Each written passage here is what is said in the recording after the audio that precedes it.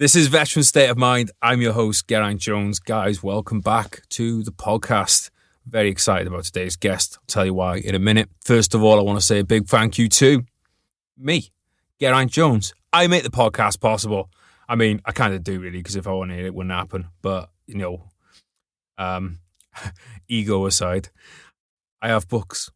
If you like reading books, or if you even like listening to books, then maybe we can come to some kind of mutually beneficial arrangement where you get a book and I get a royalty from that book. I have Brothers in Arms, if you're interested in books about Afghanistan. I have my Roman Legion books. What we got? Siege, Legion, Ambush. Got Traitor coming out in July. So we got a bunch of books. If you're interested in people getting shot in the face, stabbed in the face, any kind of penetration of the face, there's even a bit of that going on in there. So I'll put links to everything down in the show notes, because that's probably the easiest way for you to find these things.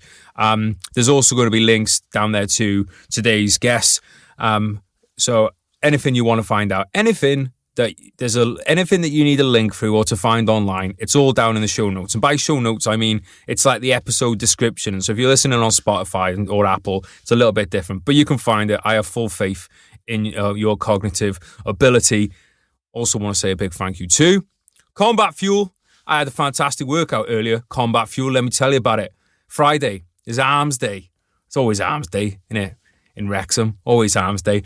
So I got on the Pump Up pre-workout. Why did I take the Pump Up pre-workout and not another kind of pre-workout? Well, because we're recording podcasts for the next, 4 hours, and I don't want to have a crash, which I find is something you sometimes get off pre-workouts. They have all kinds of different stuff in them, these other kind of pre-workouts. Combat Fuel doesn't give me a crash, and their regular pre-workout does have caffeine in, and obviously what goes up must come down with caffeine a little bit. So even though you don't crash out like you do with a lot of other pre-workouts, like I've had some in the past, I'm not going to say what they are because they might come and sue me, but you get a good workout out of them, I'm not saying, but then afterwards you're just totally useless for a few hours. Not so with Combat Fuel. No crash. Got an absolutely juicy pump on in my arms. I mean, I did the lifting. I'm not going to say Combat Fuel came and did the lifting, but they did contribute significantly to the pump. I was looking rather juicy and swole, I got to say.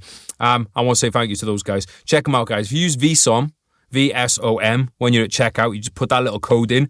It'll give you a discount, and you get to feel like you're some kind of crazy, brainy hacker. All right, today's guest. I really looked forward to this one for a long time. We're both out in Iraq at the same time. He was with the unit that I wanted to go to Iraq with, but obviously the army didn't care what we want, so I wasn't with him. And it was a really interesting episode because it turned out that, you know, some of the memories I have from Iraq it turned out that he was involved in some of those incidents. So it's just a really cool conversation. He's a really interesting lad. He got a lot to say for himself, and we're going to have him back on the podcast on a regular basis. His name is Andrew Dobson. Top bloke, served in two ranks, aka the Kingos. You might know them, infantry regiment from up Liverpool way. So without further ado, let's get to him. Please give a very warm welcome to Mr. Andrew Dobson. Andy, welcome to the podcast, mate. Thank you. How are you doing, buddy? I'm all right. It's a bit of a nightmare finding it, like, but... So for people that don't understand, we have American listeners and stuff. They might not understand that Wales has a separate language to England, because they think that Wales and England are all in London to begin with. Americans are not very good on all geography. Much as we love you, American listeners, please don't go anywhere. But you are fucking shit at geography. And I'm not English, I'm Scouse. Is that all right? This might be... I told you we weren't going to stick on topic. This is going to be our first tangent, right? The north of England and the south of England, is there a divide? Once you get past Birmingham, the whole country changes. Yeah. I don't mind. Like, up down to Birmingham, you've got the odd place where it is. But I'd say, yes, there is.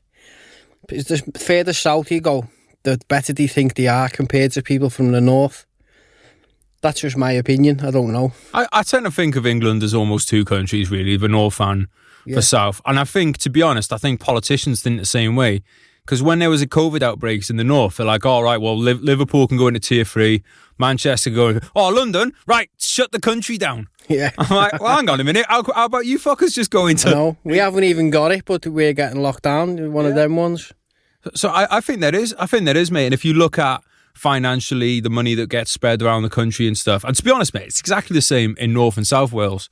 Almost all the, and it's like, right, we're going to have a new, name it, new stadium. We're going to have a new train line. We're going to have a new this. It's always in the fucking South. You know yourself, South Wales, the Londoners, the Tories especially, destroyed the South Wales. They destroyed a lot of things to do with the North. Years ago, coal mine and the Liverpool docks, they shut all the docks down. They shut the coal mines down. That strengthens the divide, I think. That's what they've done to us. I think so, mate. And to be fair, right, when you just look at a map and look at where the arteries are for trains and roads and everything like that, it makes much more sense for North England and North Wales to be like a region together, and the South Wales and South England to be, because a lot of the corridors in England and Wales go left to right rather than up and down, because like middle of Wales, basically nothing there.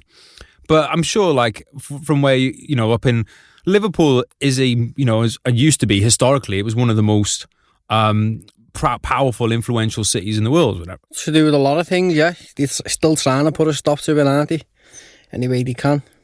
You're not the first Scouser we've had on here, actually. We've had Mike Chadwick on, he's a Scouser, and we've had Nick came on as well. I was thinking you might be our first Liverpoolian, mate, but you're actually quite low down the list. We've got more lads as well. We got Steve to come on, and we had John Smith, who's not far from that way. Do you think that, and because this is something I do think, that region of the world, it's quite a strong recruiting area for the army, isn't it, I would say? It is. That's down to exactly what we've already touched on, about certain opportunities not being available to some people, but also to do with a lot of regimental pride from back in the day, their uncles, the granddads and all that. A lot of people just want to do it, and at the same time there's not much else to do.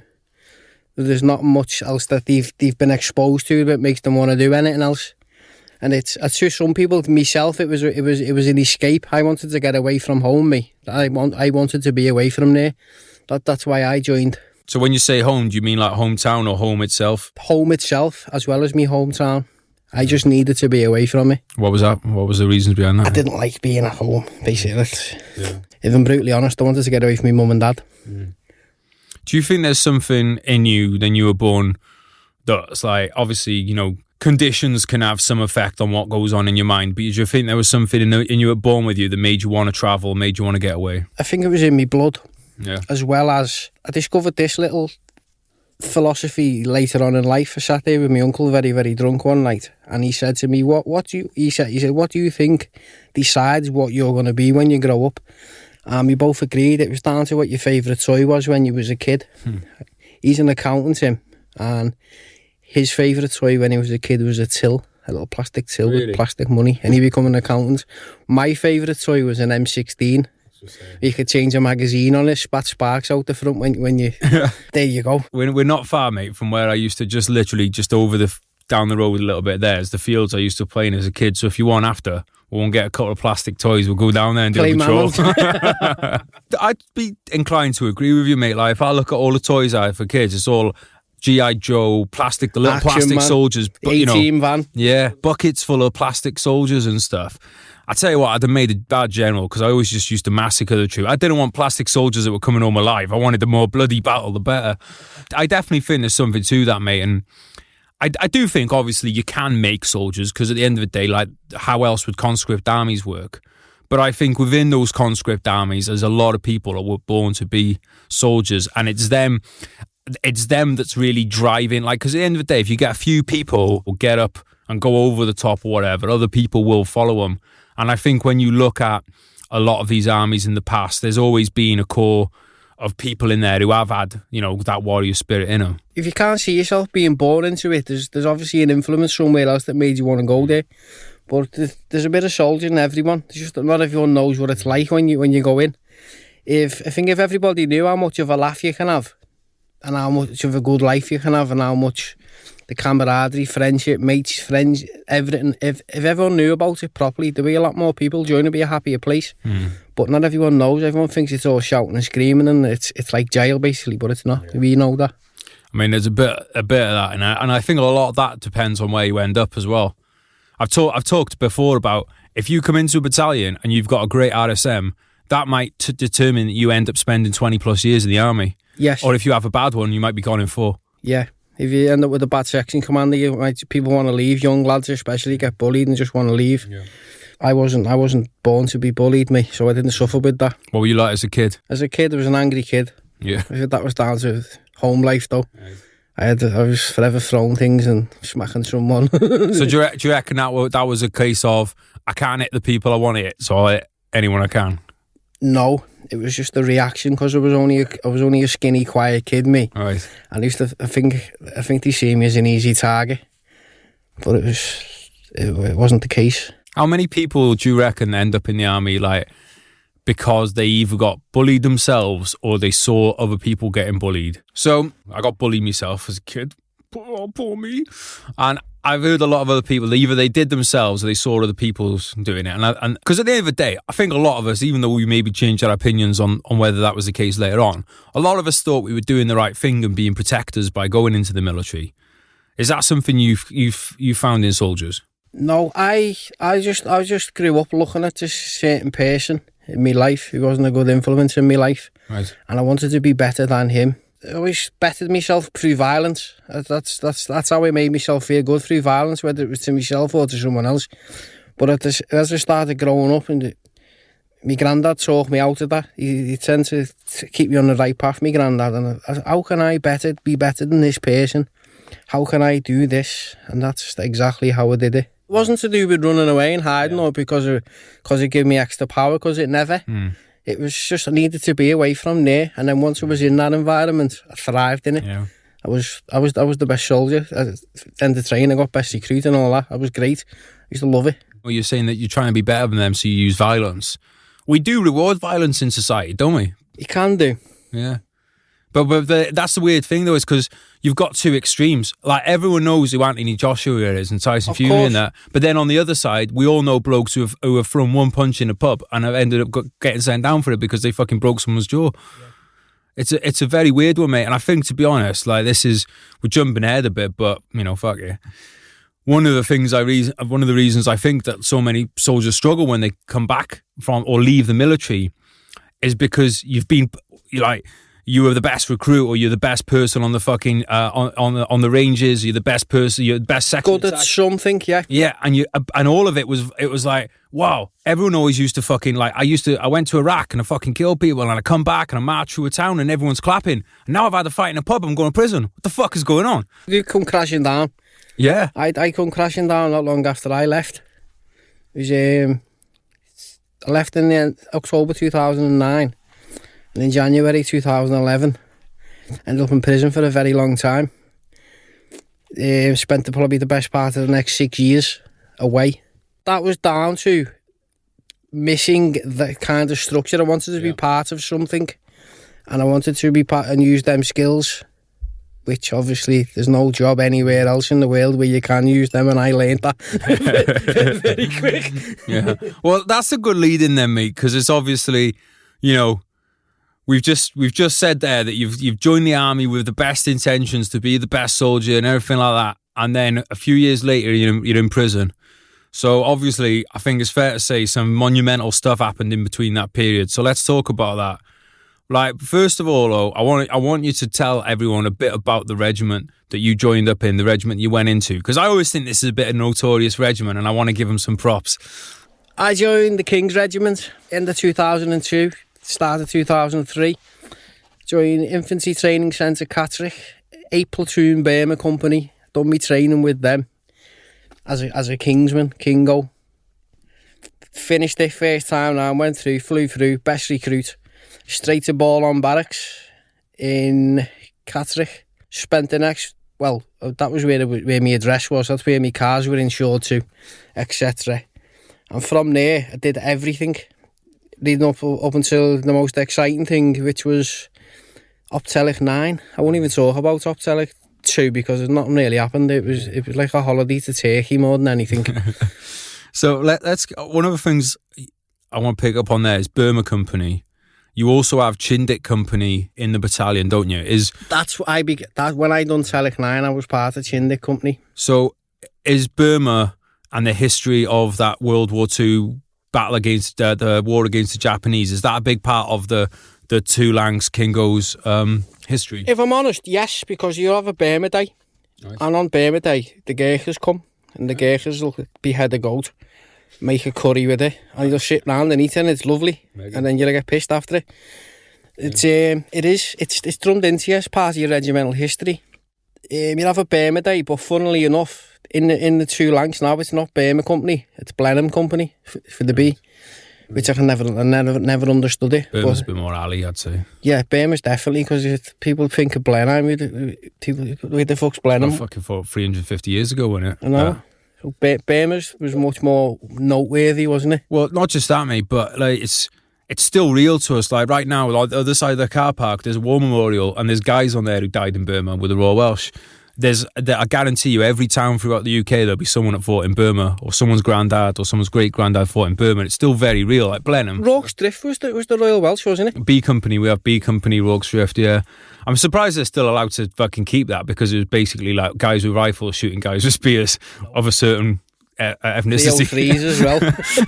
You can shoot a 303 a lot fair and you'll throw a spear. It ain't going to be long until the woke mob come and fucking cancel Rorke's Drift. Let's be honest about it, mate. I know.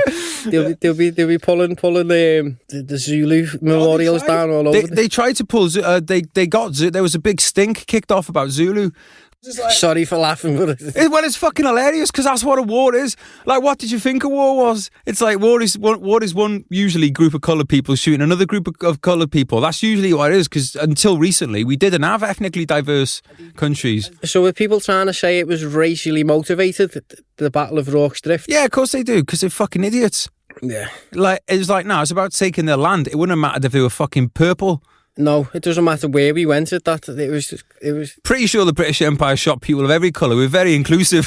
Well, funnily enough, my great uncles were in the King's Regiment in India when it was India. My grandma told me the stories about that, like, and they got up to all kinds, legalised brothels and all that. Made a lot of money. One of them. Hey, they were around in Germany in 2003. Right. But it's mad though, because like people are like, oh yeah, these colonials are going over. They were shooting the ethnicities and stuff. And I'm like, the government was pretty horrible to everyone in their own country at the time as well. You had little kids working in factories having their hands chopped off and stuff. Like before we went to Iraq the second time, he said it's changed now.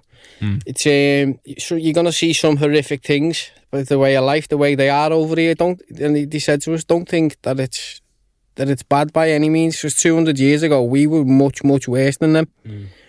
Which, agreed. You were. It must have been funny for you, mate, going out on. So, like, I'm going to give a few cliff notes here for our listeners who don't maybe know the difference between Telic 2 and Telic 9, right? So, Telic 2, war's been won.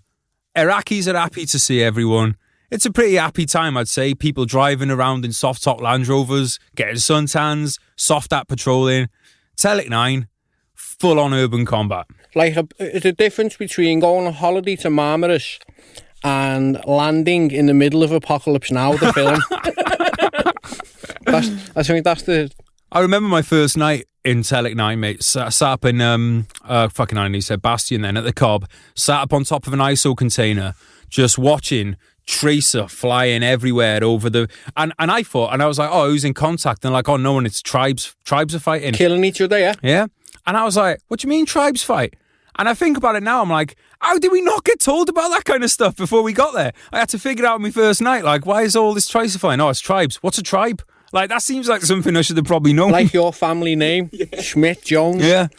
But it's fucking... that was weird, mate. But like... Well, to be honest, mate, like the last year's shown us that tribalism is alive and well in every country in the world. Of course. But what was that like going back for you then? Like when you went on the first tour, were you almost disappointed of what it was like? No, I thought because I was too posing too much. I just didn't really. I felt it was different. It wasn't what I thought it was going to be like. Did you get into any contacts or anything on your first one? Nothing. No. I wasn't over there that long anyway. But the second time, I was expecting to be like the first time. Until they give you Osprey body armour. And you step off the plane and it's the summer's coming and you feel the heat. And they give you your Osprey body armour and you try it on and you think, fucking hell, that's heavy. And then you got to strap your ammo pouches to it, and then you get your camel back, and then... And people listening are going, why didn't you train in Osprey? Because there weren't enough fucking sets. We didn't get them, so we got out there. I'm sure mine had blood on when I picked it up. I didn't get a new cover with it, let me tell you. One of my mates, this was on Telic 9 as well. He got one of his their entire free snatch patrol got hit by a daisy chain EFP, and he went to his body arm was covered in it. Went to exchange it, they wouldn't exchange it for him, covered in blood.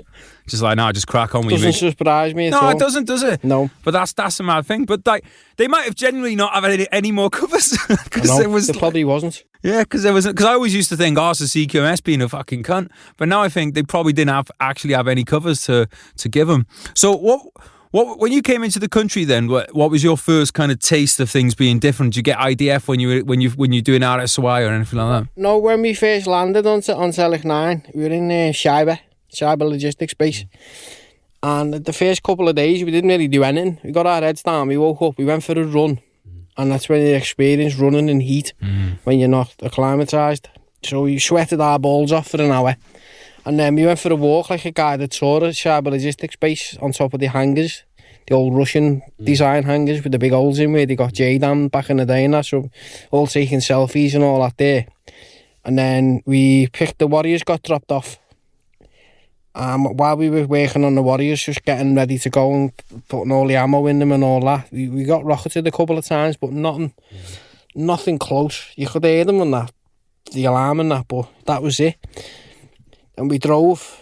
It was about a 13-hour drive. Don't know why it took 13 hours to get from Scheibe Log Base to the OSB, the old state building, but it did. Probably break fucking. If I know anything about Warriors, it was fucking vehicles breaking down as soon as you left the gate. It was just the route they took. We circled Basra about 4 times before we went in. So we landed. We got in the accommodation, an old school and that, and it was 3 days before the first proper incident, but in them 3 days we got mortared probably 5 times. And when mortars are landing on the roof above your head and in the outside your window, it's a completely different experience than when they're not. Yeah. So talk us through what the old state building is and where it was. The old state building is an old part of it was a government building, and next to it was a school. The government building looked like a government building with big sandstone pillars and all that. It was lovely inside, marble floors and all kinds. That's where the kitchen was. And then the other building where our accommodation was, just across the way, was an old school. You know what's amazing, mate, is how these poor countries always seem to have really nice government buildings. Mad, that, isn't it? Yeah, it's a wonder where they get the money from, don't you? Yeah, because like the rest of the city is a shithole, but like you've been to the palace and stuff. Obviously, you're like, fucking hell, it's a nice crib. This is like Chateau out of hotel. You could see it. I never went there. No. Yeah. Apparently, it's an exact replica of Speak Airport, the old one. Built by the same people. Really? Yeah, apparently so. Fucking hell. It's weird, isn't it? I know. It's bonkers because, like you said, it's marble, it's beautiful columns and everything. You're like, wow, this is really nice. And then they've got style, haven't they? Yeah, but they know how to run a dictatorship, those places, mate. So when you were out there getting mortared then, that obviously was probably your first time properly under fire. What's going through your head the first time that happened compared to the third time? Everyone's just laughing nervously at first. Everyone's getting your hats on body armour, you're all lying down and all that. After about 4 days of it, you know yourself. No, you just sit on the floor and just sit there and then drink tea but you don't stress over it as much.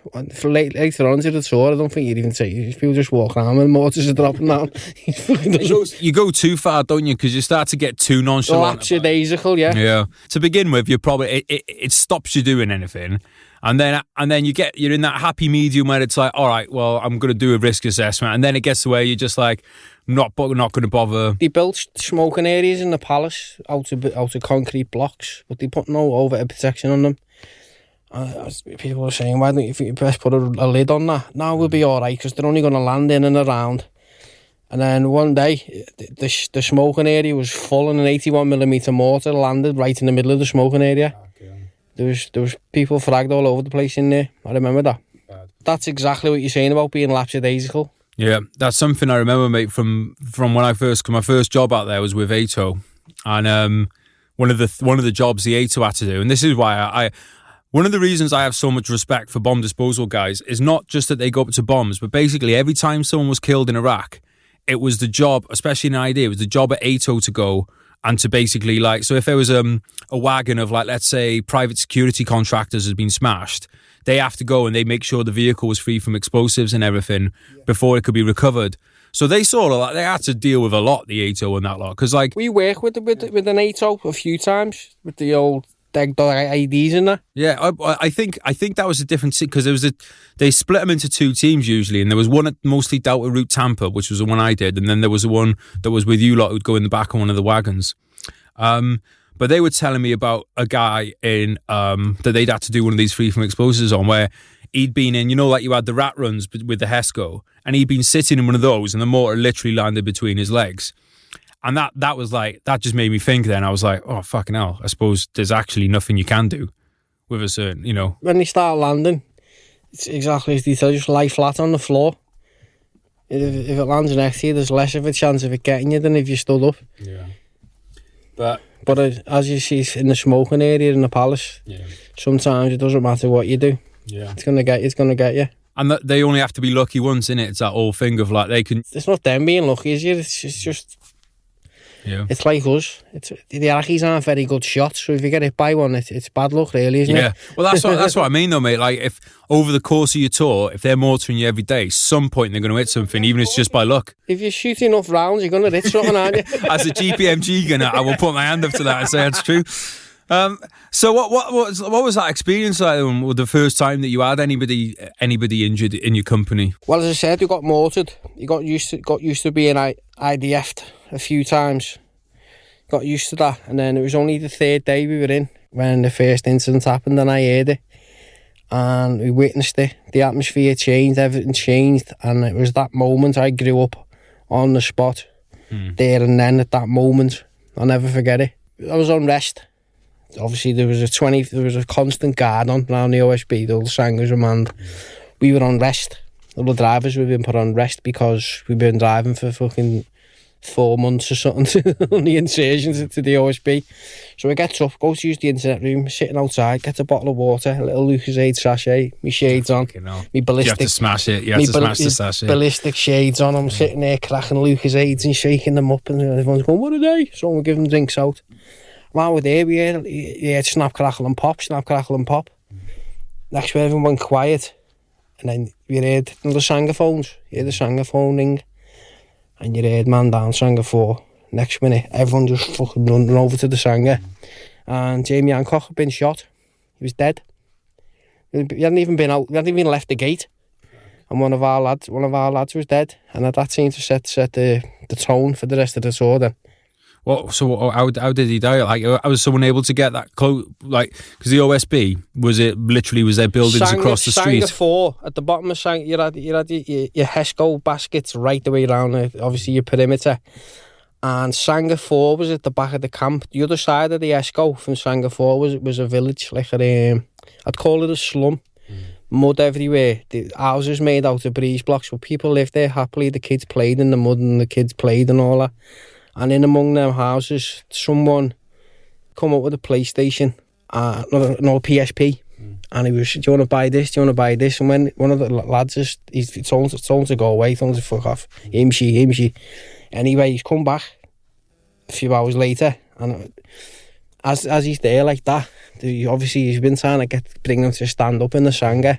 Someone's fired a burst at the Sangha, and one round missed his plate, went in his back and come out his chest. So that was a setup, was it? Yes, of course it was. Because that's the fucking hard thing out there, innit? Because like, I remember like in Afghan, there was the Marines got blown up by a kid who had a kid got sent over to him with a wheelbarrow full of fucking HME and killed a few of them. And it's a tough one because on one side, there are kids out there who are genuinely trying to be nice. Yeah. And at the end of the day, you're in their country and you have to win them over. But at the same time, that kind of thing can happen. It's very fucking difficult line to fucking tread. It scared me, really. See how young the kids are over there who involve themselves in your death, and how they will be involved. Whether they involve themselves or whether they just got made to do it, we'll never know. Yeah. But that's the first thing that shocked me. And the next thing is straight away I was onto it. was the Iraqi police service, the ones who were meant to be our friends. How every time something happened to us, they were always there, supervising when it happened to us, and that never ever got a grip of that, mate. Yeah, they'd happen to be in the right place just before you hit an IED, or they come in just after the IED, or exactly. They were all fucking militia, mate. They were all fucking militia. I'm sure you had the same thing. We never stop at an IPS checkpoint or anything like that. We'd always just blow through. I used to just drive through them and kick my ass end of my warrior out and knock the shed down. I was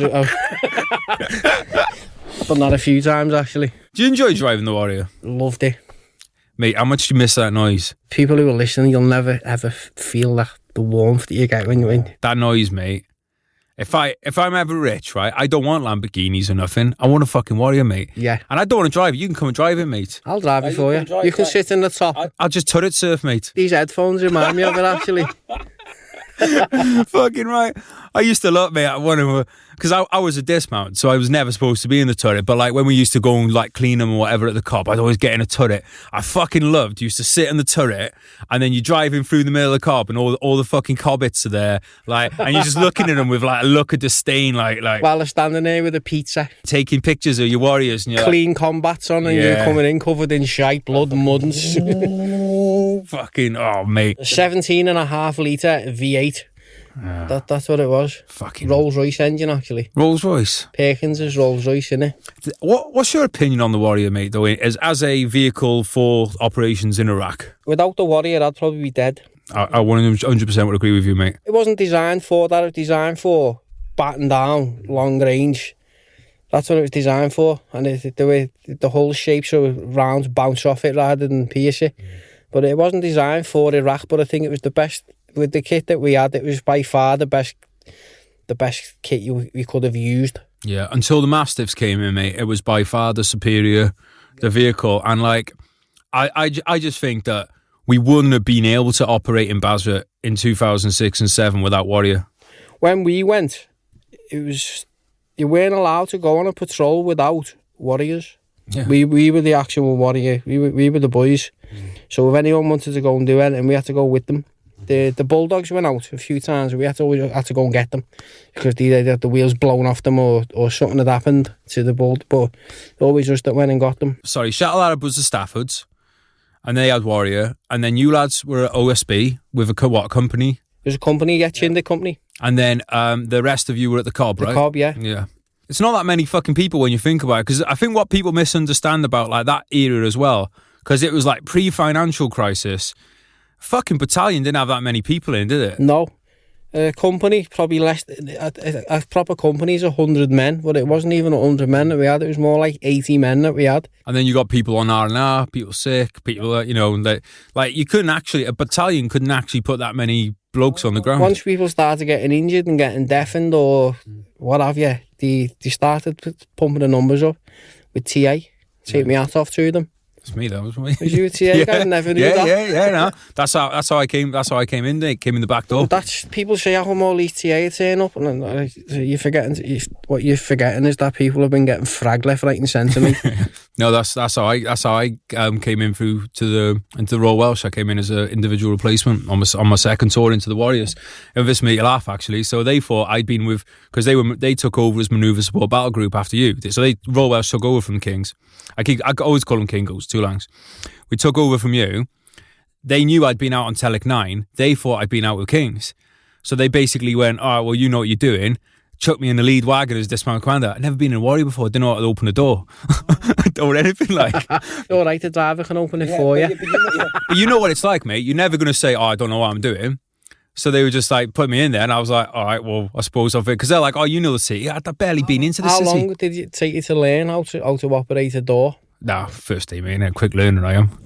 But it was just one of those ones where they're like, oh, you just go in the front wagon, you know what you're doing. I'm like, But everyone thought I was nuts because they thought I'd been with two langs and then stayed out. Yeah, you've been smashed. Yeah, but it was good, mate, because like usually I think obviously like TA lads, you can come in for a lot of shit, but I think they were just like, oh, he's mental, leave him alone. Like he's just mental, just staying on. But I was there for Telic 9, but I had a pretty cushy job. It was good. I'm at the time, it used to fucking annoy the shit out of me because I always say that I felt like I was on the sidelines of a big game. So I'd be there, but like I'd be seeing you lads and the Staffords and stuff doing everything, and I was there, but I wasn't in there, and it was fucking frustrating, mate. And that's why I stayed out. But now looking back on it, it was a really good learning curve because I worked with Ato, I worked with Wiz, I did all this stuff. I did a lot of trips around the province, loads of stuff. When now I look back on it, I'm like, that gave me a much better picture of what the big picture. It's that operational experience. You can't buy it. You can't treat it. That's what it is. It is what it is. Yeah. But it's really weird, mate. Because when you and me talk about this, man, like everyone in Britain knows what Afghanistan was. Everyone. Ross Kemp has a lot to do with that. But he never come out of fucking Iraq, did he? No, with much love to Ross. I think, I'll tell you what, I'll take my hat off for him because he actually put himself in the firing line. He's done it a few times, hasn't he? So, and yeah, that's the other thing. He actually did it and then went back, which is something like, we all know that's the harder thing to do, is to go back into it. Coming back off your R&R is much harder to do than going in the first fucking instance. But people don't understand what Iraq in 06 and 07 was. So tell us, give us an idea about like the scale of the kind of contacts and stuff you were into. Telic 9, it was a counter-insurgency operation. There was an insurgency going on. People were trying to take over the government or beat the government, and we were there to try and prevent that through hearts and minds, gaining the confidence and the love of the locals through hearts and minds, fixing schools, giving the kids water, trees, fixing roads, any way we could help them, we would. That's what we were there to do. But we did very little of that, actually. Whenever we did do anything, it was well publicised. It was obvious we weren't there for that. But they will still tell you it was a hearts and minds operation to do with the counter-insurgency. It was not. There was some other reason why. I don't actually know what the reason is, but I've got a good idea of what I think we were there. Tinfoil hat on, mate, and let's go. Let's get our tinfoil hats on. Whenever we went on a patrol, like a hearts and minds patrol, to anywhere, no matter where it was, we were never, ever, ever far from either a pipeline or a refinery. And whenever we were doing the patrol to the school or whatever it was, something would always happen, either by a pipeline, checkpoint, weak point in the pipeline, or a refinery. And even my commander, Del, used to say, why are we here? Haven't they got their own security teams and all that? I said, because someone's paying for us to be their security team. That's why we're here. Whenever we go, we're never far from that. But we were always brainwashed the same way people are being brainwashed now about this ridiculous virus thing. We were always brainwashed into thinking it was heart and mind to do with the counter-insurgency. And we were working with the Iraqi police service, the IPS. It only took me 3 days to see exactly what the IPS were up to. It didn't take the brains of an archbishop to figure that one out. Not one bit. We did so many fucking... My first tour, mate, we were in the Snatches. We did so many patrols around the oil fields. I hate to think what it was like in the back of a Snatch round there. One of them EFPs comes. Well, that's what happened to me, mates, unfortunately. So, you had that moment where everything turned around for you. That, for me, was when my mates that were with the Yorks, one of them said, we used to, because we were both in Iraq, but you know what it's like. It's very hard to go and see people who are in other companies and stuff because you're both on your own rotations. So we used to send each other e-blueies, even though we'd be quite close to each other. And I got an email off one of them because whenever we could, we'd meet up in the Ecos or the NAFI or whatever to grab a fucking milkshake. And they were just like, and my mate was like, oh yeah, we got hit by the daisy chain the other day. Chris has lost his leg, gone home. And I was just like, what? Fuck. That first tour, mate, I didn't have PACS, the personal incident insurance. I didn't have it, mate, because I didn't think anything could go wrong. I was like, well, people die in war, but it ain't going to be me. And then that happened to Chris, and I was like, fucking hell, I need to get 15 units before I go on my next patrol. Because all of a sudden, I realised that, it is something that can happen to me. Because it just happened to Chris, and they lost one of their lads in that, where they had a few amputations. They had, one of the lads died. And basically, it fucking took out an entire multiple, essentially. And I was like, Jesus Christ, this can happen. This is real. And that was that moment for me, mate, where it all of a sudden stopped being a game then. But yes, I fucking forget what my point was there, mate. But it's just the thing with the the pipelines and everything like that. We did a lot of those kind of patrols. And did you notice there was always a pipeline not far from you? Well, we did a lot. Well, I'll say this: we did do the Arts and Mind stuff as well. We did counter IDF patrols. But at the end of the day, when you think about it, I'm like, well, why were we driving around? How is that oil company not responsible for protecting their refinery? Why are we out there? Why is that our job? We weren't told it was our job. We were told our job was to fix the electricity to this school. And while we were there, they had to kidnap our platoon commander. They tried to kick him in a room and lock the door. The IPS? No, the 2 people in the school. Obviously, he fought his way out. I think he's cracked one of them. And the lads have just fucking headlocked everybody and dragged them out. And this is what's so weird, right? So people think like, oh yeah, it's all Arts and Minds. Because we did some Arts and Minds stuff. Very little, to be quite honest. But in that Arts and Minds, in that photo you see of someone getting their hand shaken, there's a few people there as personal security. Then there's a fucking inner cordon. Then you've got the IPS watching you from outside the cordon. That handshake required 200 people with guns to make happen. And a lot of stress and adrenaline. Yeah. It's fucking bollocks, mate. Like, it's just absolute bollocks. But that is what would be in the paper. Yes. And no one's seeing the outer cordon that keeps getting sniped at. Yeah. Or the fucking occasional RPG that comes over. Yeah. No one's seeing that, mate. What was your first small arms contact like? My first small arms contact, I was actually the first person in our company. I might be wrong, but I was the first person in our company to actually claim a hit. From the on the top of the main building, the Sangha 1, there was an alleyway right across the front called RPG Alley, straight in front here. And used to shoot at us from come out the alleyways at the side and shoot down at us. And one day, we seen them loitering. Watching with a lion sight. Watching them loitering. The lion sight, is that the thermal one? Yes. I'd love to love one of them now. They're fucking good, they were. Great, weren't they? Yeah. So I'm watching them through the lion sight. And he's just standing there smoking. You can't really miss him, you know what I mean? Standing there smoking, looking right up at me. You could see it crystal clear with one of them. So I'm watching him smoking. Then I seen him talking to someone. And then the cars got off up the other end. And then someone fired a shot at the other Sangha. Then the cars come back, and then he's talking. Next minute, like, it wasn't a rifle, it was probably a pistol, like a small pistol. He fired shots from a pistol at the Sangha. Obviously, didn't go, he went past me. So I thought he just shot at me, so I get to contact Sangha 1. What's happened? He didn't believe me. I said, I've just been shot at. And then the other lad in the Sangha went, he has. He said, you can see them now. He said, well, what's he doing? I said, he's standing there talking to someone, looking up at me.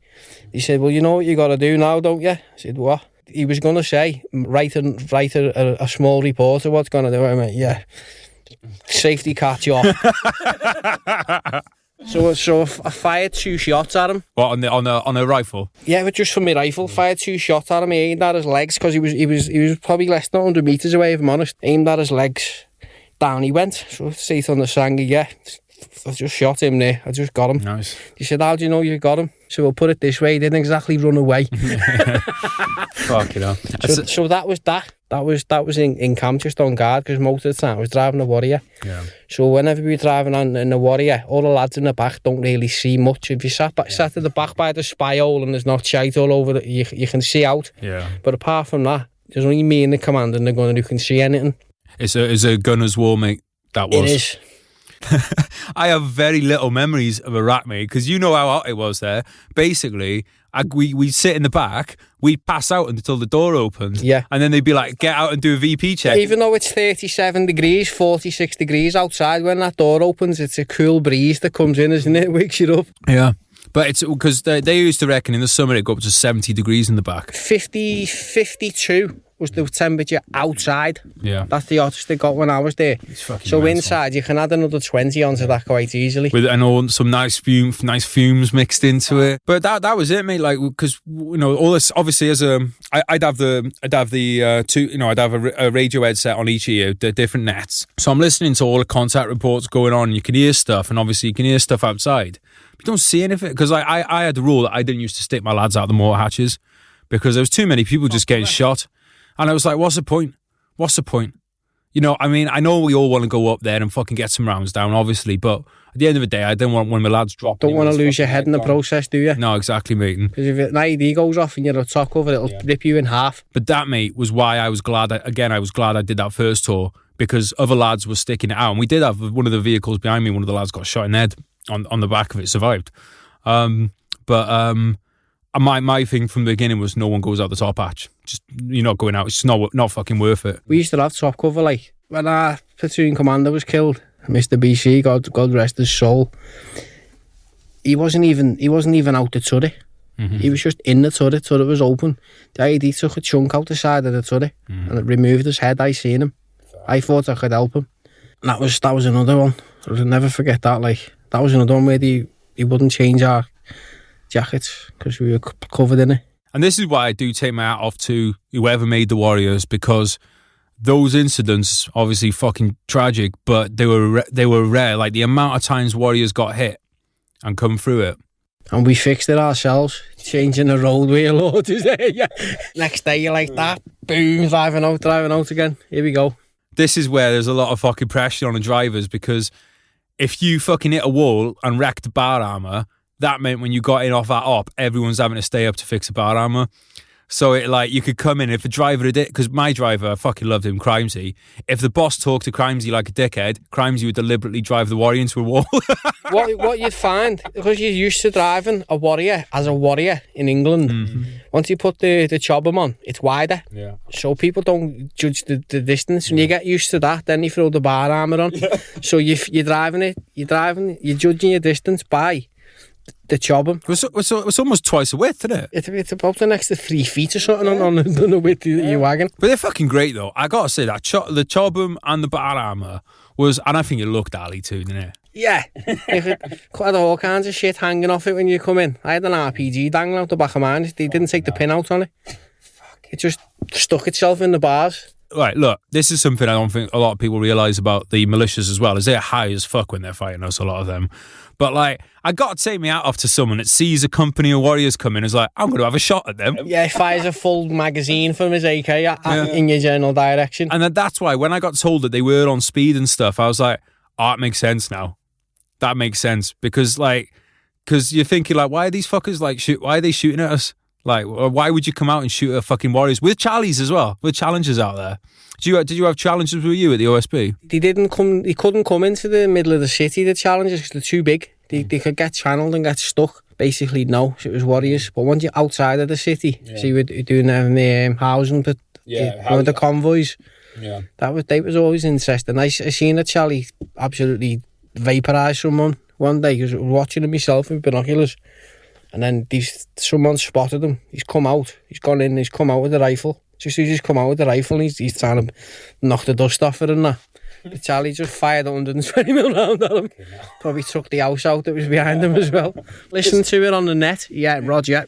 Because this is the thing about Iraq, mate. It's like, people don't realise that stuff was happening. Like, houses getting levelled by fucking, and stuff, like, by by fucking 30 mil.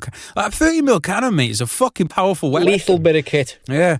What's the range on it? 1,400 metres or something? I was never gonna, mate. So which is a regret of mine, mate. I wish I had done the gunners course, because it looked like a lot of fun. With the 30 mil on that, you could fire. You're good up to a mile, very good up to a mile, and it's firing a hand grenade at something like 3,000 metres a second. But I think this is something as, like, again, with the Warrior, what the Warrior had, and obviously Challenger had, thermal sights. Now, you mentioned earlier the Lion sight. You know, the thermal in Iraq was so fucking important, especially during a sandstorm. Yeah, but just for that urban environment in general. But the other thing, like, I don't know, I'm not a fucking scientist. I don't know why this is, although I do know everything about COVID. They were great for picking out IEDs. They always showed a different heat signature to everywhere else around it. Like, so all right, I'm making my list of things that saved lives in Iraq: Warriors and Lion sights, thermal sights, because we would have hit a lot more. We would have walked into a lot more IEDs without. But what I will say is, we only had fucking 2 of those sights per platoon. I think we didn't have many of them. I just I think I was mates with the CQMS. I think he gave me one. He went, yeah, lad, do you want to use that? Got batteries for it and off I went. Are you still using? Have you still got the? I depleted my store. I'm on my last strip. The old red and green ones. I'm on my last strip now. That's been, that must be 9 years since I was last. I've got. I tell you what, tip for anyone out there. The Duracells as well, aren't they? If you read the box on them, they're actually Duracells. It's just painted red and green. Mate, I did used to do platoon signaller, and then basically I just took a lifetime's worth of batteries. All I thought it was, but I am running out now. So I might have to join a TA, just restock my battery, get my battery replaying. Goes in advisor. So on the subject of batteries, do you ever have to deal with the ECM batteries? Yes. Whoever designed them needs their fucking hands chopping off. Yeah. There's got to be an easier way of doing that. Solar power in a sunny country, maybe. Trying to put butterfly clips. So you've got the bulk of the ECM, which is the bomb countermeasures. It basically stops. It stops phones and tellies working, so you can't text the phone to set it off, and it's. So you got the metal on the top, and then you'd have this battery that you'd have to get butterfly clips up and over whilst you're in a vehicle that's vibrating as it's driving through the city. Normally it's 75 kilometres an hour as well. Dust, sand, Sweat. fucking RPGs, and you're sweat. Your fingers have got a consistency of baby oil. In the back of a Warrior as well, there's no lighting until you open the door when a dim red light comes on. Fucking mad. It's interesting. It's mad. It's just mad, mate. Who designed that and then went, job done? Someone's made a pretty penny off it, haven't they, somewhere? You know, it's not hard to change the batteries in my TV remote. You'd think that the electronic countermeasures that might save our lives, you'd make it at least as easy as a fucking TV remote. Fucking mental, mate. What was did you have get into any scraps out there that were in? Because I think we all know there's days in the army and days on tour where there's the bad days where everything goes wrong and everything comes wrong. And then there's the other days where everything goes right and it's a lot of fucking fun. Did you ever had any of them? Something went wrong, but it turned into what I would call fun. A place called Kibble, you might remember it. Just off the Red Route. Right. By the Sheer Flats. Oh, yeah. Little village next to the Sheer Flats. I should have brought me mapping, mate. I know, have you got a spot map? Yeah, I should have brought it in. We could have had a little pokey poke on the map. Get your pen out. What do you do with your finger? Yeah. Anyway, I don't know, something had happened. The Bulldogs had gone into Kibble. Been RPG'd. The Bulldog was offline. The Remy had come to recover it. Or it was either a Warrior or a Bull. I think it was a Bulldog. The Remy had come out to recover the Bulldog. While he was recovering it, you've seen him, Brownie. You probably see him on Facebook doing the Royal British Legion videos and that. He got shot through the face. He never took his head off. He got shot through the face. So we had to go in there, Warriors all round, while we were recovering that vehicle, him, out of there. The whole of Kibble turned on us. There was an I-Star asset flying above us we didn't know was there. He come on, he said, you got a crowd of about 2,000 people carrying weapons moving in your direction. They should be with you in the next 30 seconds. So we're all like, everyone starts working faster. We're sat there. I just sat there. My commander said, batten down, Dodo, lad. So pulls me hatch down. I'm just looking. Next minute, there's like a white shed next to me where I was sat. Obviously, he's traversing, like, looking around. An RPG slams the shed next to me. He obviously fired at me and missed. So, reverse, backwards. Next minute, right, follow him. So the wagons had got off. Our platoon commander went another way. So we said, follow the boss. So we followed the boss. We're driving out of there. They're on the roof shooting down on us.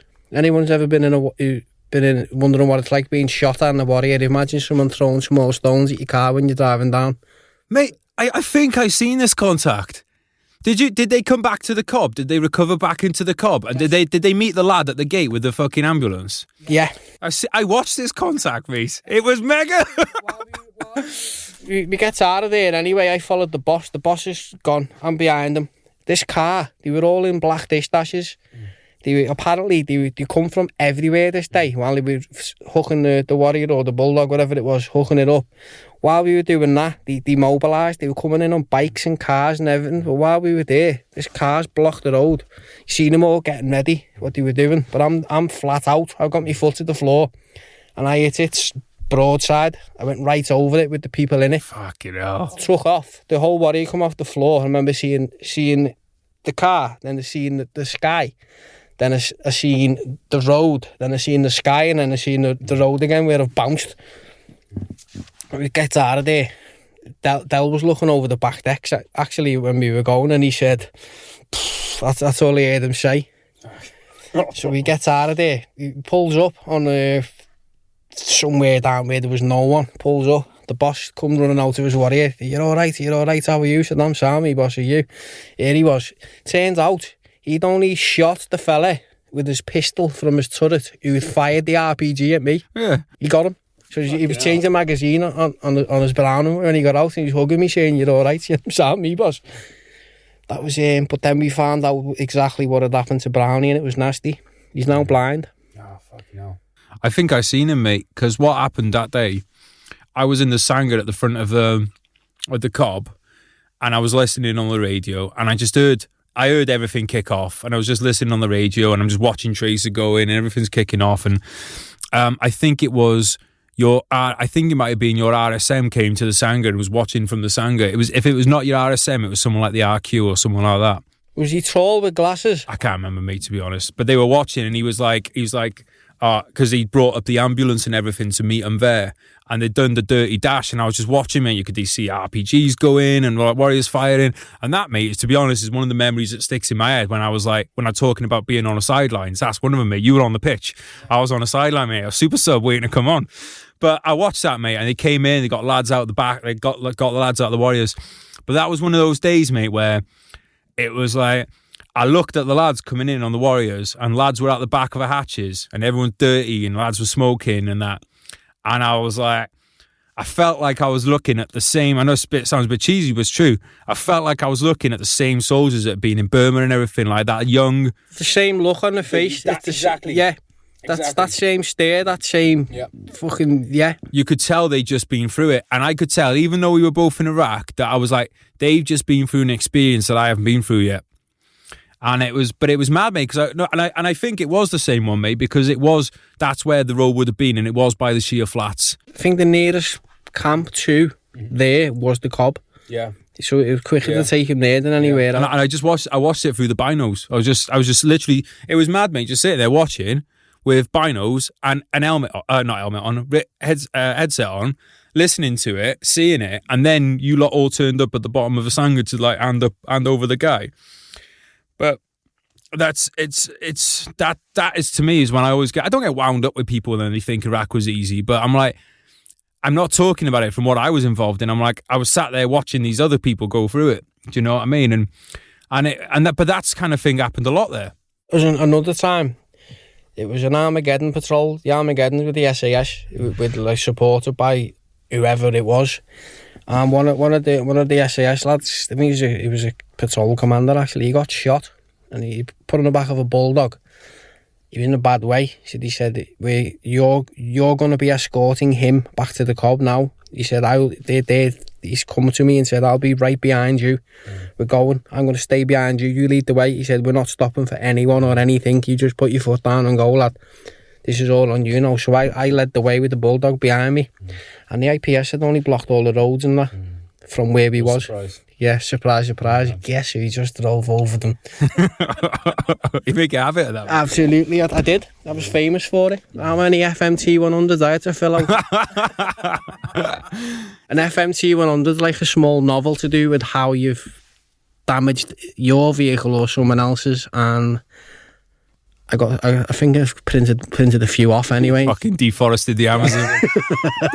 Did you take part in that operation at Christmas time with the IPS station? Al Jamiat. Yeah. Yes. Do you want to tell people about that, mate? Because that's a rum story. I can't remember the full story why we ended up there, because it was surprised on us. It was only we got about 3 hours notice before we went. Basically, there was Sash lads got captured. No, this is a different one. This was, I think, when we blew it up. No, that was that one. Yeah. Yeah, Jamiat was like it was like a police station, but it was more like Walton Jail. It was massive. It was like a prison. So we ended up gone there. Whoever patrol went there, it's gone to stick the nose in to have a look. And found a house of horrors in there. There was dead bodies hanging up. There was torture going on. There was all wrongness going on in there. And they also decided to shoot at the lads when they turned up. So they've been cornered in there. To cut a long story short, they've hooked the tannoy up and told them to stop shooting and come out, and nothing will happen to them. To which they just fired duskers and everything back down at them. So they told them in Arabic over the tannoy that they're going to level the gaff, whether they're in there or not. They can come out if they want. And they did. They levelled it. They filled the whole first floor with boxes of PE4 and absolutely levelled the place. Boxing. I think it was a Boxing Day, 2006. Yeah. But that's what we should have been fucking doing all the time. It's like, all right, IPS, you want to play these fuck games, right? Because the thing is that people always say, oh, like in Iraq and that, it was hard to know who your enemy was because they don't wear uniforms. They did wear uniforms, IPS uniforms. Yeah. we should have just fucking obliterated the IPS. That's what I did. One man's war. On a Sanga, and say for instance an IPS car turned. They were nice big cars, weren't they? They were the best looking cars in the city. You couldn't miss them. And they'd pull up on the corner, they put the big lights on. You know within minutes something's going to happen. So whenever an IPS car pulled up and put its lights on by our camp, I didn't hesitate. I got shouted at it a few times, but then the lad said, why not? I said, they're just dicking us. You said we can shoot dickers if we need to. So I took great pleasure in I could be Swiss cheese in every police car. I could. It's mad though, isn't it? Because you think like, oh, you might meet one person who shot the IPS, but I know loads of people who had to shoot IPS. I've shot about 3 or 4, mate, and I've got witnesses to it as well. Fucking hell, mate. I want to get on to what happened after the tour. You obviously went out to Celtic. You had what we would call a punchy tour. What was coming back to the UK like for you? Hard. Once the boss was killed, I was never the same person again, me. From that moment on, when what had actually happened and witnessed it and tasted it and smelt it and everything else that goes on when you're around something like that happens. I probably never slept properly ever again. Seen the same thing every time I shut my eyes. So coming back from that environment where you're constantly busy, you're not thinking about it, into civilian life again, it was hard. The way I was. Couldn't walk down, couldn't go to shop without it turning into a patrol. I couldn't be around them situations without me wanting to take control of the situation and just absolutely take over. Like, say there was I don't know, it was messy, and it wasn't me. It was all that goes on up there, but a lot of it was down to adjusting from being in one environment to the other so quickly. Did you try and talk about it with other people, or? Yeah, I was best when I was around the lads. That's how I dealt with it best, being with the lads and being in work. When they try to give you loads of leave and that when you come home, but it didn't work for me. Not a good idea. I couldn't. I've always been into me fishing. I love me fishing. Couldn't even fish because I was doing clearance patrols around the lake and all kinds. My head was completely gone. And I never ever got back from it. And then I got into trouble in Cyprus. We went to Cyprus soon after we come back from them. So remember that? With bit of decompression. That Bloodhound camp. Bloodhound camp. We actually based in Cyprus, innit? Oh, you mean you're based there? Yeah, we got shipped out over there. Right. And as we say, I got involved in something which wasn't what they said it was. Right. And the court later proved it wasn't what it was, but it ended up on BBC 4. I got interviewed. I'll put you on in a bit when we finish. Right. But it was soon after that, from there, all the charges got dropped. It was just a fight, a big pub fight, a drunken pub fight. From there, I got sent home from Cyprus. I got sent to Dale Barracks in Chester with One Royal Welsh. Yeah. So I was based with them for the last part of my career in the army. And because I didn't get charged with anything, I'd done nothing wrong. They gave me an administrative discharge to do with that. And that's when me world started coming apart very, very, very quickly. So let's just dive into that for a minute then. So you've gone on a tour. You've been on a fucking punchy tour. You've come back, clearly having some issues. You get in some trouble. There's no actual fucking criminal charges, but the army then decides to get rid of you. Yeah. And you know why? Because by that point, they weren't having any trouble with Manning. Yeah. Because at that point, numbers were fucking getting... They weren't having... So, because I saw the same, mate. We had lads test positive for drugs on R&R and stuff. Oh, no, we'll let that slide because they need them. And then after Iraq, right, you're out. Yeah. Did you feel some kind of like... Because, I mean, I think you put your hand up and say that, yeah, you know, it's not that you're saying you did nothing wrong. I'm never an angel. I've never been an angel. I wasn't put on the earth to be an angel. I've always, I can't keep my mouth shut sometimes. And normally when my mouth starts, my fists follow. But in that environment, people don't like gobby people, do they? And I've always been gobby me. So I can't shut up. A thinker, mate. A thinker. Yeah. I was thinking the other day, like, the way that the army disparages barrackroom lawyers. And it's like, by barrackroom lawyer, do you mean someone that actually knows their rights? Yeah, someone who knows what he's going on about. Yeah. Oh, this guy's just a barrackroom lawyer. Yeah, all he knows is what the rules are. Like, that's not a bad thing. But like, mate, like we have Joe on the podcast a lot, me, Rabban. We've always talk about this. We were the ones that people, they were always like, oh, he's fucking... It's like, I want to know how things work. I want to know why we're doing stuff. And if someone's stupid, I'm going to fucking say it's stupid. Yeah, that's me. Yeah. Why are we doing this? Why? Yeah. Well, you're fucking you, not here to fucking ask you. Shut up. Well, if I'm going to die, yeah, I am here to ask questions. I'll say it now on this. Our boss died on doing a pointless activity. There was absolutely no reason to go to the palace that day. But we went to the palace anyway, despite everyone saying, why are we even bothering? Because, yeah, the wagons had 3/4 of a tank. To drive to the palace to fill up, you probably have 3/4 of a tank when you come back. You know what I mean? Yeah. So we went to the palace that day just to fill the worries up when he didn't need filling up. And our boss was killed on a patrol, and that was made by some sergeant. We weren't actually meant to be going anywhere because there's nothing on. We were standing down, so to speak. We were working on the warriors. We were getting some rest. We were doing this, doing that. And I questioned it. Why are we even going? Why are we going? And before we left, I said, why are we going? Because you need to fuel the wagons. I went, when we get there and come back, fill them up, come back, it'll be the same. Yeah. Don't really like that because we drove back from there when we filled up last time. I said, there's no point. Unless we're going to go patrolling from the palace, there's no point going. And I forget his name, Sergeant, started fucking going on with himself, didn't he? Anyway, we went and then we come back without the boss. And it pissed me off. And I asked the same question, and he wouldn't look me in the eye again because he knew I was right. That's one of those instances where someone's made a decision, and then they just won't back. Then they're just not willing to back down from it. Yeah, you know, they'd rather risk people's lives rather than saying, "Oh yeah, fair point. I hadn't thought of that. Good point." Yeah. It was that was that. I'll still, even if I seen that person again today, I'll blame him. I won't blame anyone else. The truth of fucking war, mate, is that some death is unavoidable. But I bet you if we went through and looked at every death in Iraq and Afghanistan, I bet you a lot of them were avoidable. And like, not just avoidable, but like pointless. Yeah. Mind you, let's be honest about this. You know, and it's not a happy topic, but it's the truth. The whole thing was pretty pointless. The whole thing, it was... I don't think there's not many Iraqis who could actually say it's a better place for us being there. Because whether we were there or not, them IPS, they're the dodgy ones. It was all them. Yeah. I think a lot of them driving around in them Jeeps weren't police themselves. They were just using it as coming to have a look. If we pull up in this Jeep, put our lights on, they won't think we are who we are. Yeah. It's little Kingsman Dodsons in the Sangha. And it's the same as what you got in Mexico now. Because if you're trying to be an honest policeman, and then they're like, "Oh, that's very nice. Did we show you the pictures of the guy whose fucking skull we drilled through last week?" It's like, "You sure you want to be an honest policeman?" "Oh, actually, mate, what was it you said you wanted, Mr. Militia?" Like, and here's the other thing with, you know, hey, we're Britain, we're going to come and help you out. These fuckers got long memories. They know what we do. We turn up, we say we're going to help you out. Everyone that fucking gets on board with us, we leave them behind. They all get murdered.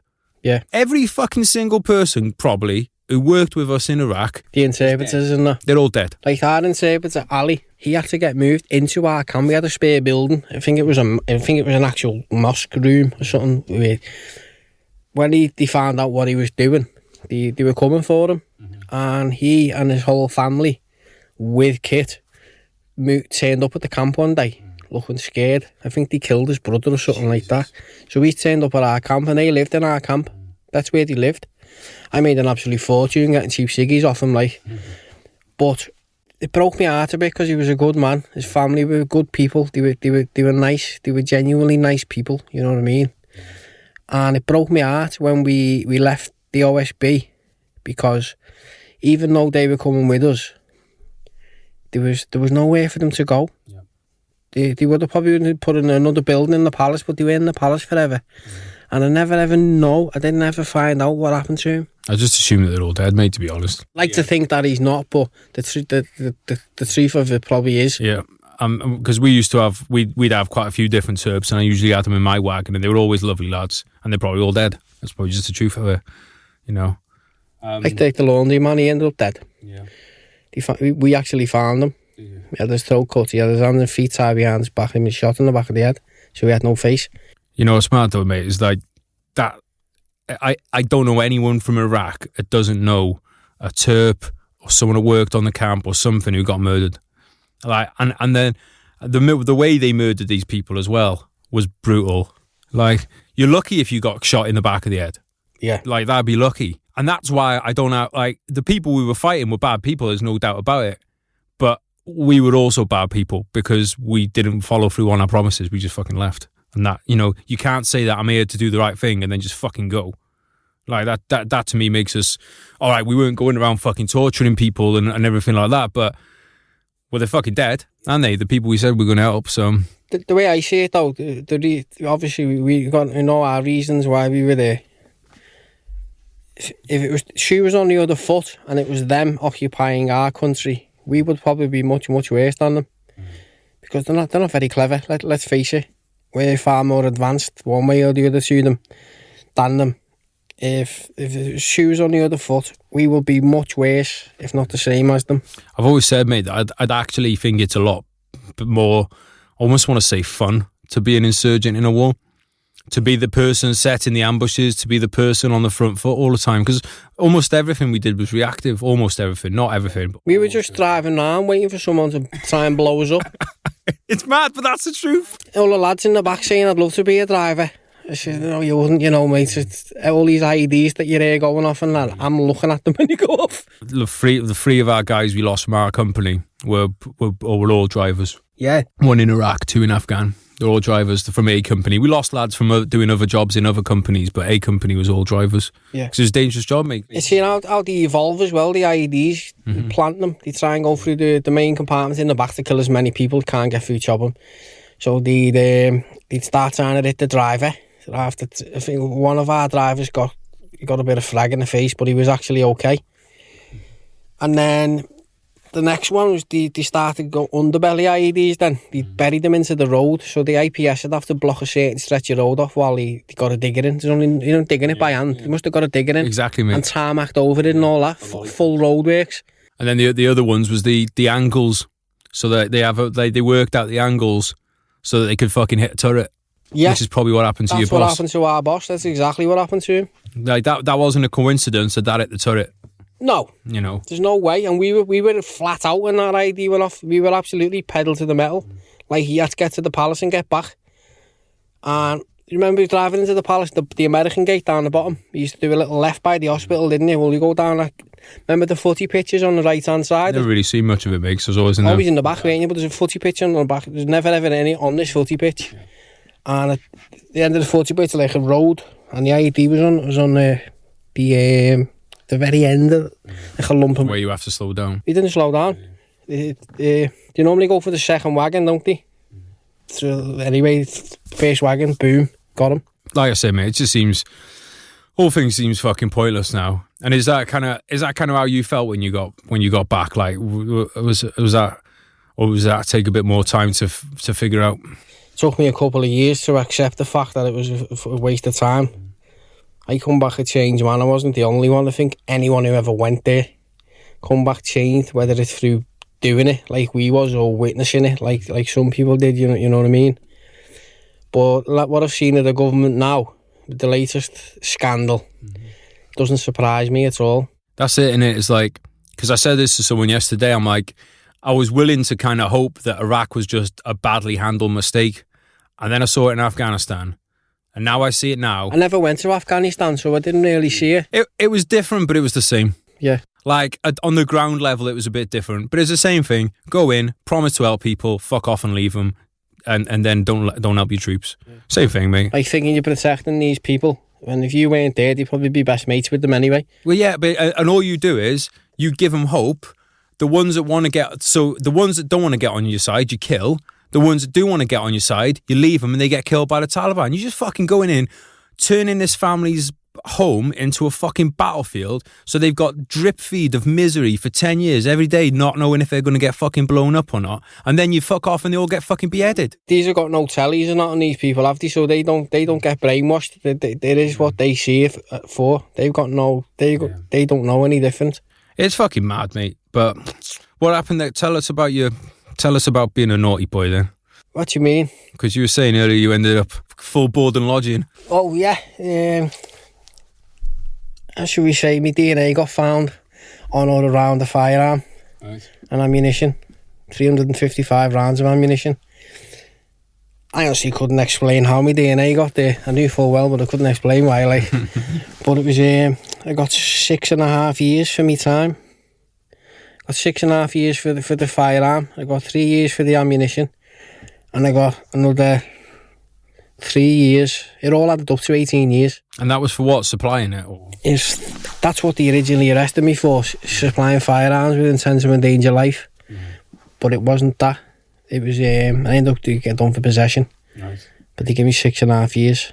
Because you know more about firearms than anyone else in this courtroom, don't you, Mr. Dobson? That's what he said to me. Even the resident firearms expert said from my interview, he said this man is not far off an expert himself. But I think anyone, leaving you, me, any of the other lads, we probably are weapons experts in our own little right, aren't we? And that doesn't do you any favours when you're in an interview room, let me tell you. Do you want me to stick my tinfoil hat on for a second, mate? Go on. Right, I reckon that in this country, they deliberately go after us for fighting, weapons, anything like that, because they know if the veterans of this country banded together and were like, we're not going to accept... There'd be fucking not much they could do about it, would There'd be not much they could do about it, mate. And that's why they go, anyone that gets all the weapons, they fucking throw the book at them. Yeah. Anyone that's involved in a fight, they throw the book at them. They try and, basically, they do the same with a dog. When we come back, they try and cut our balls off.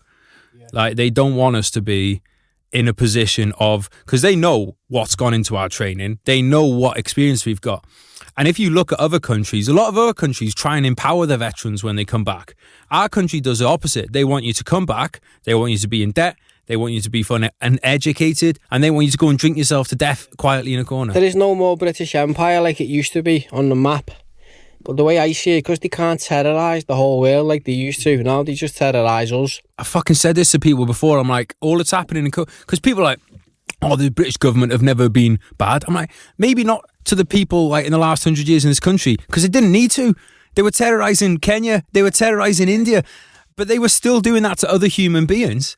And now they haven't got that. Now it's on you. Exactly. That's exactly it. They've got to terrorise someone's got to take the shit, haven't they? Yeah. And look, mate, I always say that, because I'm not in their heads. In their heads, maybe, because I always think this, whenever I'm writing, mate, I don't know if you're the same, but whenever I'm writing, I'm always like, no one thinks they're the bad guy. Yeah. No. It's like me grandma and me mum always said to me, it's never you, is it? You can't do nothing wrong, you can, you know? And when I'm writing, it's like, that's it. Do you get into character when you're writing? Oh, wait, I mean, well, I like to get into character when I'm writing me Pablo Escobar characters. But mate, that's the thing, because I genuinely reckon right now, in Boris Johnson's head, he thinks he's a hero. He thinks he's a hero. He thinks he's doing the right thing. That Matt Hancock as well, he's a dodgy fella, him. Yeah. You can just see it on his face. He's just telling lies, and he expects you to love him for it as well. But some people do, mate, because, like, well, look, let's just be quite honest about this. I don't think a lot of people are that intelligent, bottom line. I don't think, I wouldn't try and explain certain things to my cat. And I've just realised that that's the same with some human beings. Like, you could present every single fucking fact and bit of evidence and they'd still go, well, yeah, but they said it was. Like, they just don't want to know any different, mate. And, you know, I can kind of understand why. Because you and me have both lost a lot of sleep in our lives. Of course. And I can understand someone with kids. I can understand that they don't want to realise that their kids could end up in a fucking camp if someone decided Exactly. If you want to go on, I'm getting me jab. I'm going to go and get me jab so we can go on holiday. So you non-jabbers can just sit there with your tin hats on and all that. Guess what? When you go on your holiday, you've got to go to a camp when you come back. Yeah. Have you seen them as well? Yeah, fuck me. And look, well, like I always say with stuff like camps and stuff, I'm like, look, because people are like, oh, you think that's just going to happen now, do you? I'm like, it could. If you don't think it can, that's the fucking problem. I say, it doesn't mean I do think it's going to happen. It's that I think it can happen. And if you don't think it can, it will. Same as anything else. Like, well, it's like, I think it's like the same as drunk driving. It's like, if I had a drink and went drink driving, I'd probably be fine. But it's the people that are like, you know, but it's like, I won't do it because I know that it could end up badly. Oh, it'll never happen to me. They're the ones that fucking drunk drive and end up fucking dying. It's like, it will happen to you if you don't think it'll happen to you. You know, we're talking about complacency on tour. You can become complacent as a society. Anytime in your business, your relationship, when does becoming complacent ever end well in anything? It never, because you become complacent, you think nothing's going to happen to you. And when you think nothing's going to happen, that's when everything happens to you. Yeah. No matter what you do, whether you're at war, whether you're a joiner, you're on a building site, you whatever it is you're doing, the minute you think you've... what's the film? Shooter. Where he says to them, the minute you think you've got it figured, you're wrong. But we like that though, mate, aren't we? Like, I think one of the things that we need to look at things like as a society is like, it's like when you tread in water. As soon as you stop treading water, you sink, mate. And that's what society is. There's never a point where you can just fucking chill out. You have to constantly be like, you know, because our human nature and like the human nature of other people, you know, it just means that you can never say, right, well, we can just stop now. We've reached the point where we don't have to. No, we're still humans. And as long as we're still humans, we have to keep treading water or we will fucking sink. Because I got to be honest, mate, like, it's been slightly eye-opening the last year for me because I didn't realise just how many people would go along with things. But so I knew in principle that this could happen, but the speed with which people were willing to throw everything out. The sheep. Yes. And I'm partial to a nice sheep, mate. I am partial to a nice sheep. But it has surprised me the speed with which people gave everything up. Me too. I thought, who in the right mind is going to believe any of this? And the next minute, they're all walking around with welding masks on and in the Even though they tell you it's not killing everyone, and all these deaths were all from other things. They just it's all dressed up. Even though these people know this and they tell them that, they still don't have it. Oh no, there's this new Delta SE 320i fucking variant killing everyone. Why haven't you got your mask on in the Asda? Fuck off, mate. I always think when I say stuff like that, I think this is going to be very embarrassing if I do die. But you know what, mate? Because I always say this to people, they're like, oh, do you think you're immune from everything? No, but I just want to live a life. I know that, like, to me, hiding in my house, that's not like, I don't know, you can say it's God, you can just say it's a random act of nature I hear. All I know was we do not exist to stay in a fucking bedroom and watch Netflix. If you want to stop living your life because you're scared of dying, then you're already dead. 100%, mate. What do you do to live then? What's your kind of like, because we talked earlier, you know what you're saying, you're not much of a boozer now these days. No, I have a drink. It's in my DNA to drink, I think. I was born with that ability. But fresh air keeps me going. I like me mountains, I like me fishing, I like me writing when I can get some done, and I actually love writing. I've wrote since I was a kid. I think I've won every writing competition I ever entered in school. Even when I was away on my holidays, I got back into writing in a big way. Where's that come from then? I don't know. I honestly don't know. I can write through emotion. I get pissed off, I'll write something. I'll read it afterwards and go... write it. I'll do that again. You say I'm working on a novel. So I've got 3 manuscripts there now. I'm just scared to finish them off. I'm scared in case someone says it's shit. I know it's not, but it's just the old, you know yourself, you've got a few. Mate, that doesn't go away. That happens with every time you do it, mate. When I'm doing that, say I'm going about my business somewhere, I'll come across a person, and this person's character in real life, I go, ooh, you need to be in my book, you. So then I'll add them into the story somewhere, and it always works. But every one of my characters is a bit of me in every single one of them. And that's how they should be, mate. Because I'll tell you what, like, there's no such thing as a person without flaws. So as soon as I start watching a TV program or something and the person doesn't have flaws, I'm not watching this, because I can't believe you're a real person. You know, you have to have flaws in characters, or you can't buy into them. Do you also put in your kind of like your aspirational, like this is who I'd want to be? Do you put that into them? Yeah, I do. What's that person look like though? There's the same character in 2 of me last 2 have done. He's there. He's the same person. He's just got a different name, and he does the same thing in both books. He does violence for money, which was something I know a little bit about. But he's also a good person, and that shines through in both of them. He's actually a very good person. He is, but at the same time, one man's terrorist is another man's freedom fighter, isn't he? I think that's one of the, you can call it a problem, because it is a problem in a way, that when you realise that basically, like, we were gangsters operating on the part of the British government, when we realise you've done that, it's very hard to have a problem about being a gangster for a firm or for a gang or something, because it's in my mind, it's the same thing. Well, the way I see it, half of the people who run these kids, whoever it is, who run around doing these things for these people, they don't know what aggression is. They haven't got a perceived level of aggression. They think aggression's the way they talk to you, or I'll do this to you, I'll do that to you, or they'll burn your car. When our level of aggression is probably throw 2 grenades and fire a full belt off a mini-me in the room, and then drop an 810 will come and level it after we get off, just to make sure. That's aggression. I think that's a lot of these people in the wrong job. Yeah. I mean, look, mate, I don't go out looking for trouble. I don't go out looking for violence. But I always say to people, like, you know, if you think that what the government gets soldiers to do is any different to what a fucking shot caller in a gang gets young lads to do, you're fucking kidding yourself. Exactly. And also, when we got sent out to do that dirty work, look at the hardware that we had at our disposal. Look at it. Fucking what? And and they don't want us to have fucking knives, for fuck's sake. But that's why that's, you know, to me, mate, like I feel like almost like they treat us like kids in this country. It's like, right, we're going to send you to someone else's country with weapons and everything, but when you come home, you're not allowed to have a knife over a certain length.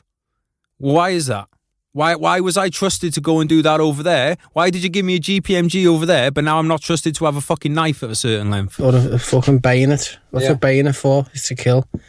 7 inches of cold hard steel, innit? But now you get a penknife which is 3 inches long with a folding blade. You can get 5 years in jail for it. It's insane, mate. Like, it's really kind of fucking terrifying when you realise that you are a peasant. We are peasants. Yeah. Like, we're fucking very handsome peasants, but, and we haven't got scabies or anything anymore. I had it in Afghan. It's fucking horrible. Like, fucking itchy little wrists. How did you catch it? Did you only get off bed sheet? Probably got off one of the local kids I was hugging. Yeah. Jimmy Savile coming out in you there. Now then. But it's you know, it's hard to admit, mate, because I do, look, don't get me wrong, I'm still very glad about what period of history we live in. Don't get me wrong. I mean, the fact that we can get dentistry now without having a fucking teeth pulled out of our gums without anaesthetic is very nice. I always just used to think we were past lords and peasants and stuff, and we're not. No, but when you look at it like we do, we are. 100%. That's the way it is. 100%, mate. Even now, all these big estates that still remain, if you were to go on there with your dogs and pick a couple of rabbits up, you get done for poaching. Guess what happened hundreds of years ago if you done that? They'd fucking string you up, burn you. And I think a lot of them still would do now if they could If they could, what's that? I think it's Altcar that's up towards Speak area, isn't it? Oh, Altcar's Southport ways. I know. Well, I was up there once, and we noticed that there was loads of pheasants, so we went shooting the pheasants, and the camp commandant caught us. So we were shooting it, and he went fucking ballistic, and obviously wanted us charging everything. And it's like, oh, it's all right for us to practice killing human beings here, but if we shoot your pheasants, then all of a sudden now you want us charged. Sorry, Lord of the fucking manor. I had an air rifle. I bought an air rifle when we come back from Iraq, from the gun shop in Richmond. It was I think I paid £1,000 for it, plus bits. Like an air rifle GPMG. It was a winner. You should have seen it. Anyway, doing a room inspection, the CQMS found it, didn't he? He was into his guns and that. He said, I think this isn't just a normal air rifle, is it? I said, no, it's a good one. He made me keep it in the armoury and had to fucking sign it out and all that. How come you're down here? I want my air rifle, lad, and go shooting in the morning. What do you mean, your air rifle? I said, number 28 there. He went, fucking hell. It had its own little slot and everything. That's why I love America, mate, because I'm in my mate's house in America, I open a cupboard, there's a fucking Glock there. I'm like, whose is this? 250 quid.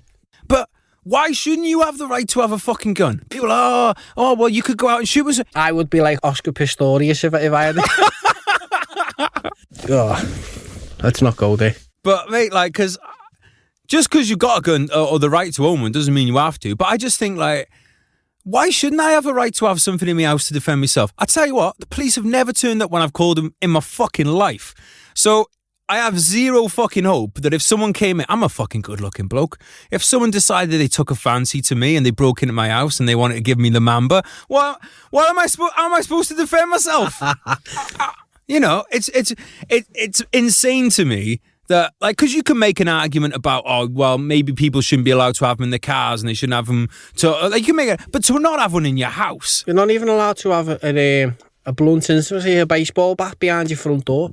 If police come into your house and they've got, like, say you've got whatever behind your door, they can nick you for it. I do think that, you know, I believe in some places you should be allowed to have concealed carry and stuff, but at the very minimum, you should be allowed to have something to defend your fucking house with. Claymores.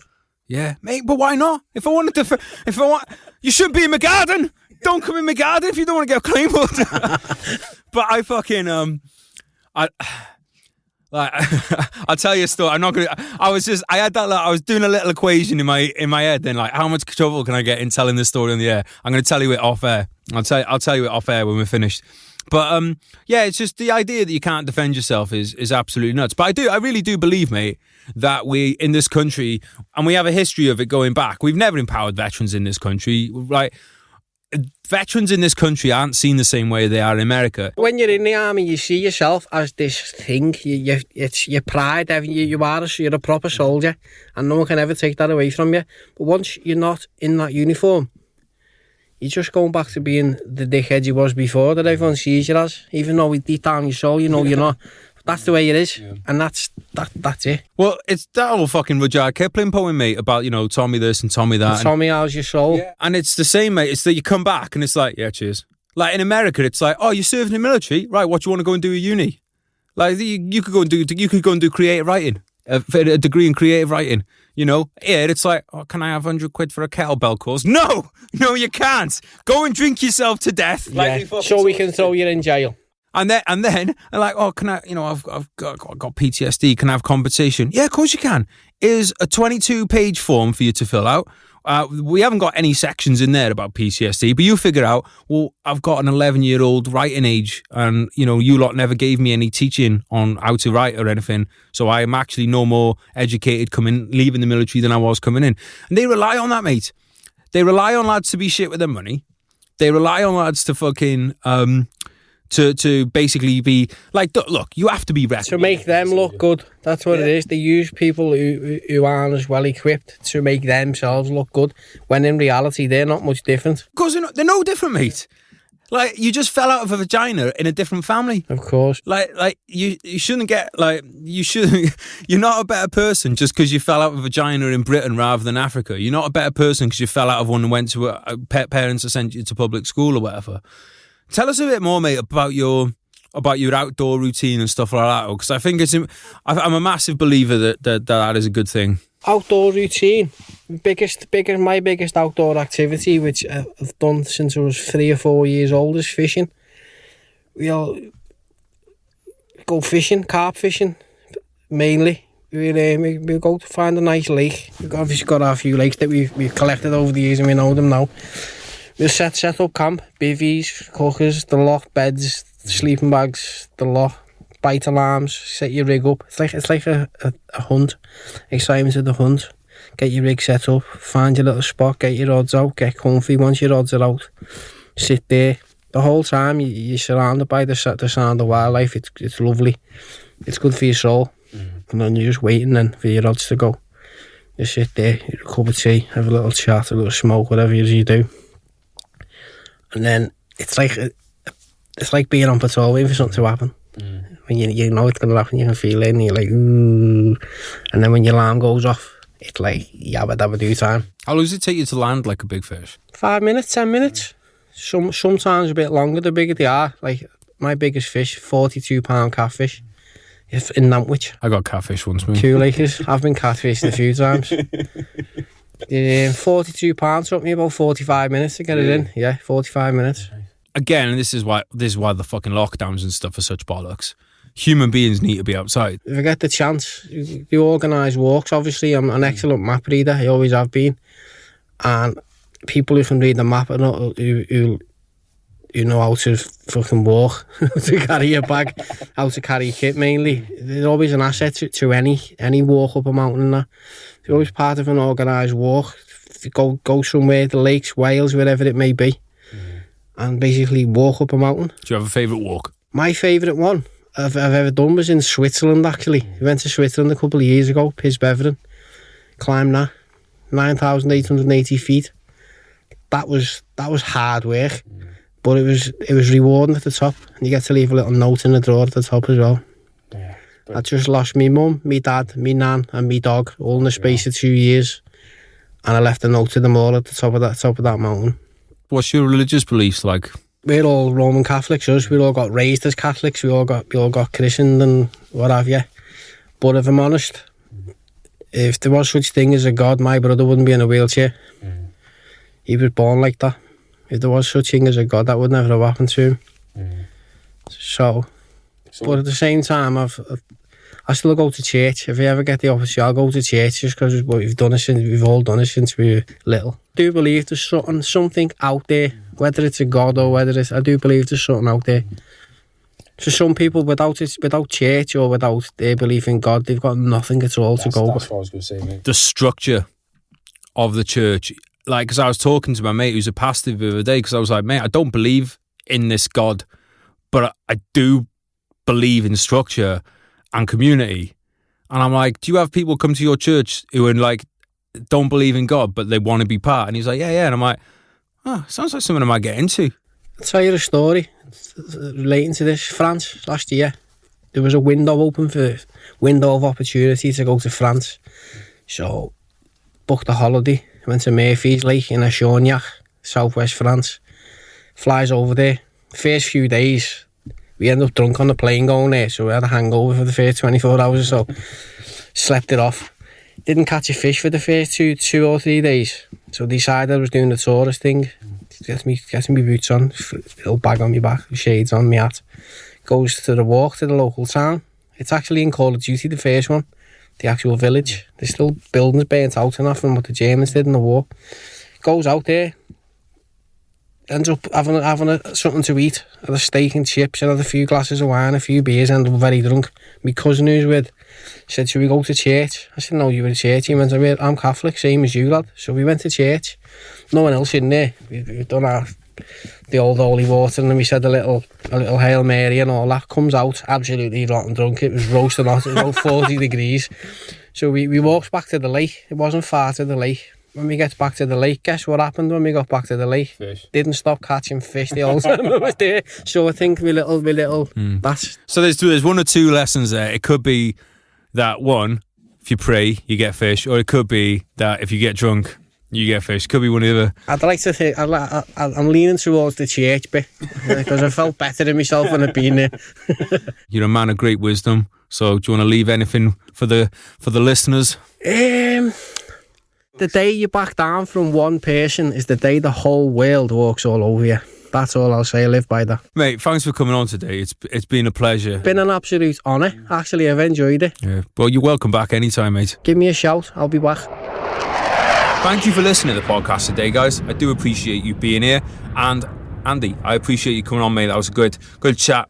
And also, I want to say thank you to me, Geraint Jones, for making today's episode possible. If you want any of my books, you want to sort out your old mucker G, then you can find the links all down in the show notes. Or maybe you want to get yourself some juicy gains, in which case you can still come to me, but then I will just point you back in the direction of Combat Fuel. Use the code VSOM. They'll get you some discount off. Use that money for strippers. You could use it for throwing it. I was going to say, I was going to ask. You could use, there's many uses that you can do with your money when you save it with using the code VSOM.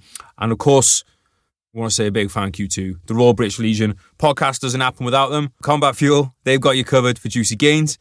And Royal British Legion have got you covered for your mental gains, possibly even your business gains. They have a lot of stuff going on. Check them out at rbl.org.uk.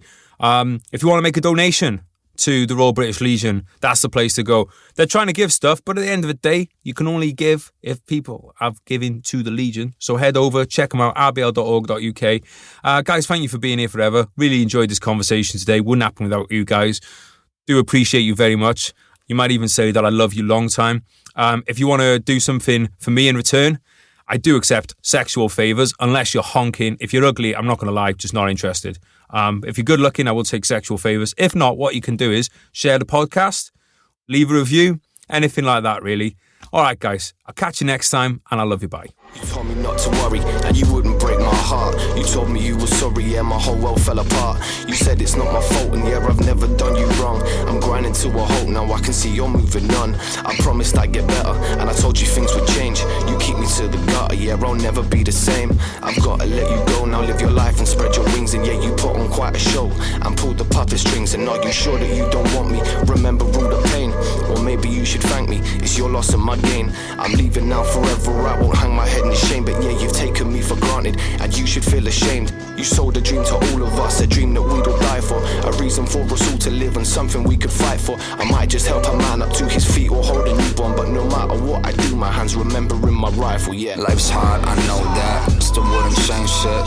I wouldn't go back, yeah, I wouldn't go back. Feelings I hold back, memories fade, yeah, they go fast, yeah, they go fast. Good times to come and go, survive the highs and lows, just take it step by step, I guess, yeah, I suppose. Good times to come and go, survive the highs and lows, just take it step by step, I guess, yeah, I suppose.